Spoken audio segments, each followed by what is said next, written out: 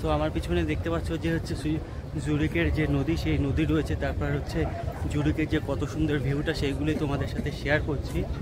তো তোমরা শুধু দেখো আর অবশ্যই আমাকে বারবার ফলো করো আর সাপোর্ট করো।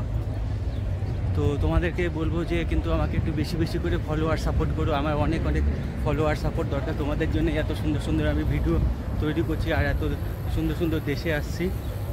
অবশ্য আমি কিছু ঘোরার জন্যও আসি, কারণ বেশ কিছুটা ঘোরার সময় থাকে, একা একা থাকি যেহেতু, তাই একা একাই হচ্ছে বেরিয়ে পড়ি ঘোরার জন্যে। তোমাদেরকে এখানকার ইউরোপের যে সৌন্দর্য সেটাও তুলে ধরার চেষ্টা করি। তো দেখো আমার সাইড থেকে, তবে এই জায়গাটাকে আমার ফ্রান্সের মতন মনে হয়েছে। প্যারিসে যেমন হচ্ছে আইফেল টাওয়ারের সামনে হচ্ছে দাঁড়িয়েছিলাম, ঠিক সেরকমই এখানে সেরকম বিল্ডিংয়ের আর্কিটেক্টগুলো ঠিক সেরকমই।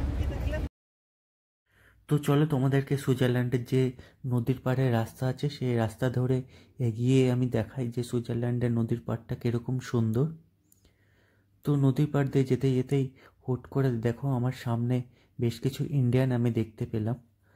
যেহেতু এখন গরমকালে ইউরোপের বিভিন্ন বিদেশ থেকে, এমনকি আমাদের ইন্ডিয়া থেকেও অনেকে সুইজারল্যান্ডে ঘুরতে আসে সামার ভ্যাকেশানে। তো আমাকে দেখে ওরা সালুতে দিল, সালুতে মানে চাও বা হাই। তো সেই সঙ্গে আরও দেখো যে সুইজারল্যান্ডের পাশের রাস্তাঘাটগুলো কত সুন্দর, রাস্তায় কোনো ময়লা নেই, রাস্তার সাইডে কত সুন্দর গাছ। সুইজারল্যান্ডের ট্রামও কিন্তু অপূর্ব সুন্দর। সুইজারল্যান্ডে বিভিন্ন রং বেরঙের ট্রাম দেখতে পাওয়া যায়।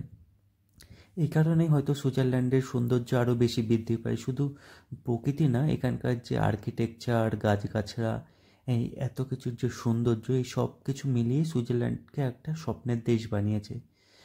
তো আমার কাছে এটা স্বপ্নের মতনই সুইজারল্যান্ডে আসাটা, কারণ আমার যে জায়গা থেকে বিলং করতাম সেখান থেকে সুইজারল্যান্ডে এসে আজকে ভিডিও করছি বা ইউরোপের মতন দেশে রয়েছি, তো সেটা আমার কাছে একটা বিরাট পাওনা।